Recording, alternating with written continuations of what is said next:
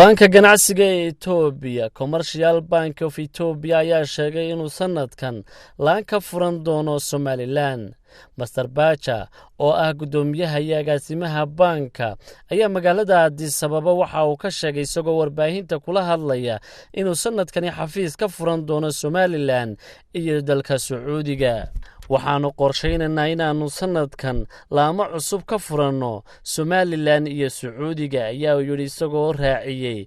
waxa kale oo aanu qorsheynaynaa in aanu labada ama saddexda sannadood ee soo socda laamo ka furan doono dalka dibadiisa. madaxa banka ganacsiga Ethiopia ayaa waxa kale oo uu ka sheekeeyay horumarka uu bangigaasi ku tallaabsaday muddooyinkii ugu dambeeyay.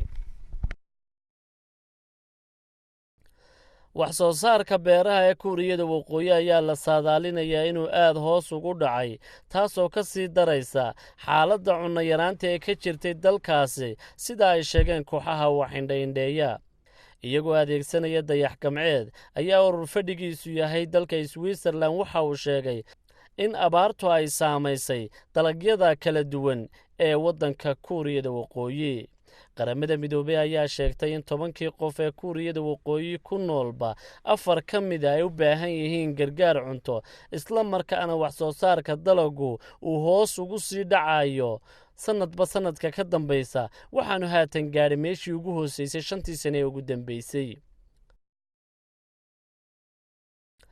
ciidamada dalka Iran ayaa waxa ay soo rideen diyaarad kuwa aan duuliyaha lahayn ah, kuwaasi oo ciidamada dalkaasi ay ku tilmaameen inuu leeyahay dal shisheeye, waxaana ay ku soo dhacday burburka diyaaraddaasi xeebta Mahashar.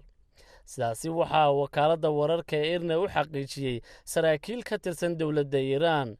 waxaa hubaal ah in diyaaradda la soo riday dal shisheeye laga leeyahay, waxaana la helay hadhaaga oo haatan baadhitaan uu ku socdo. waxaa sidaasi yidhi badhasaabka gobolka Kazakhstan oo diyaaraddani ay ku soo dhacday.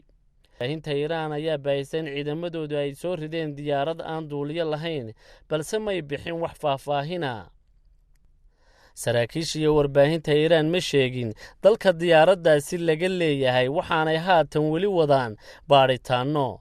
dalka Mareykanka ayaa iska fogeeyey in isaga wax diyaarad ah laga soo riday.